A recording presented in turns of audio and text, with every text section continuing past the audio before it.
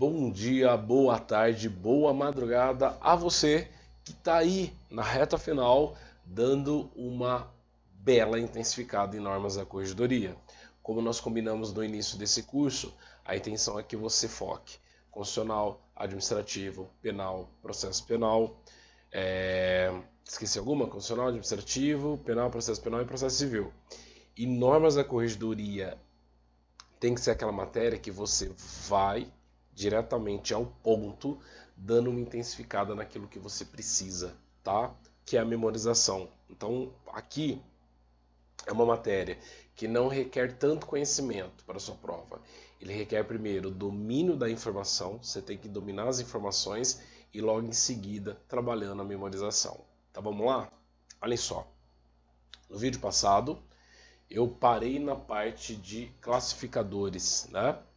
Então, classificadores, toda vez que a gente utilizar essa expressão, você vai imaginar classificadores como se houvesse uma grande pasta e nessa pasta você fizesse alguns classificadores, como se você tivesse um fichário e você faz classificadores para separar por assunto. Dentro desses classificadores, o artigo 75 ele estabelece que os ofícios eles terão o primeiro classificador, que inclusive vai ter índice por assunto, tá? É para separar tudo aquilo que se refere a decisões da corregedoria permanente. Então a ideia central é que o primeiro classificador traga tudo aquilo que for relacionado à corregedoria permanente. O segundo classificador será o classificador relacionado a ofícios expedidos. Tudo aquilo que foi expedido de ofício, tudo aquilo que saiu dentro da vara do cartório, vai ter um espaço ali para uma cópia. Os ofícios recebidos, assim como eu estou expedindo, eu também, enquanto secretaria, posso recebê-los. Tenho lá as guias de recolhimento dos oficiais, então, dentro dos classificadores, eu tenho lá esse da corregedoria, os ofícios expedidos, ofícios recebidos, tenho o GRD, Guias de Recolhimento de Diligências do Oficial de Justiça, tenho aqueles que são cópias de guias para levantamento que foram expedidos, só que aqui não é para oficial de justiça, são cópias de guias que serão expedidos para não funcionários da Justiça Estadual, um perito, por exemplo, tá? Esse inciso 6º aqui, gente, ele é um inciso que para sua prova do TJ interior, ele foi revogado.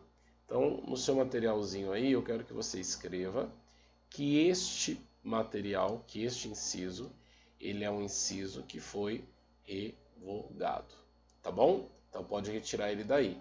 Não há mais esse classificador, que é o classificador do inciso 6º.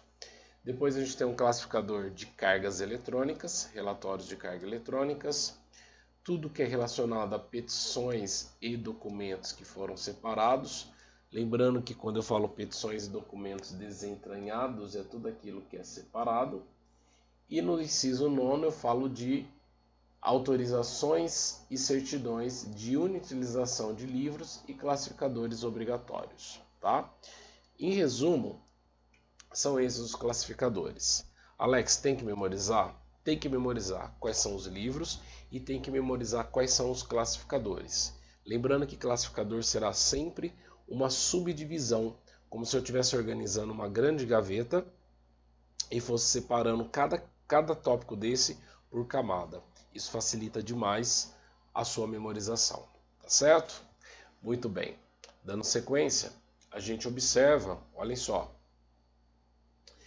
que no artigo 76 ele fala que todos os atos normativos, as decisões e comunicados, observem que aqui ele fala Conselho Superior da Magistratura.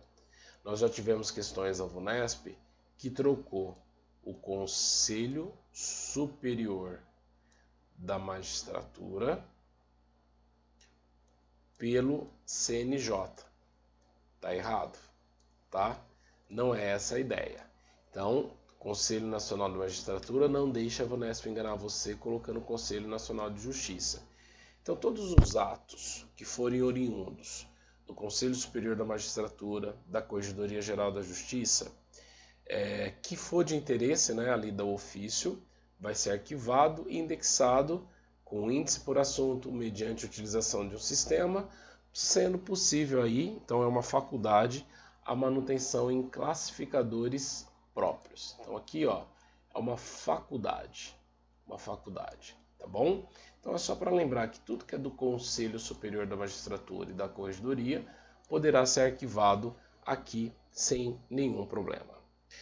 Logo em seguida, a gente observa que o 77, ele dá uma informação quanto ao inciso 2, que é para cópias de ofícios expedidos. Ó. Observem que o inciso 2, ele fala cópia de ofícios expedidos, e no inciso 2 ele estabelece que esse classificador, ele destina para arquivamento, tá? E aí são arquivamentos que devem serem guardados em ordem cronológica, das cópias de ofícios que não se refiram a feito próprio do ofício de justiça. Quer dizer, todo documento que eu estou recebendo ali, que eu estou arquivando dos ofícios, ele não está relacionado diretamente à função ou atividade do ofício de justiça. Essa é a ideia central do artigo 77. Tá? E ele ainda estabelece no parágrafo 1º que esse classificador ele deve ser aberto em folhas, com folhas, né? Com numeração, ó, folhas, registrando tudo que se pode, como a numeração. Essa numeração tem que ser sequencial, ela deve ser renovável anualmente, tá? E você deve designar ali todas as informações relacionadas ao processo que você tem em mãos. O parágrafo 2º, ele estabelece a questão do classificador, que este classificador pode ser arquivado os respectivos recibos de correspondência, se for o caso. Então, lá nos ofícios recebidos, eu posso, inclusive, aqui, ó, destinar para recibos de correspondência, tá? Informações bem técnicas, interessantíssimas aí. Como nós vimos que o inciso 6º está revogado, eu tiro o inciso 6º aqui, e aí ele vem e fala para nós que no caso do inciso 2 e 3, e se você observar o inciso 2 e 3, ele fala dos ofícios que foram expedidos e ofícios recebidos. Então, no caso dos ofícios recebidos e expedidos, eu tenho um prazo de 1 ano, né, a partir da sua expedição, para guardar. E observe que ele fala das mensagens eletrônicas também. Então, essas mensagens, elas serão conservadas dentro do período de 1 ano. Esta é a regra, tá? Depois desse prazo, se eu observar que não tem mais utilidade, ó, eu peço autorização a quem? Peço autorização ao juiz corregedor permanente e eu vou descartar, vou inutilizar toda essa documentação que ali está, tá bom? Agora, quando você fala da guia de recolhimento de diligência do oficial de justiça, observem que elas devem ser conservadas dentro de um prazo mínimo de 2 anos, contado do arquivamento. Pagou, liberou a guia, ficou com cópia da guia do recolhimento de diligências, elas devem estar conservadas, devem ser conservadas a partir do seu arquivo pelo prazo de 2 anos. Essa é a regrinha do artigo 79, tá bom? No próximo vídeo, então, falaremos um pouquinho mais sobre a escrituração.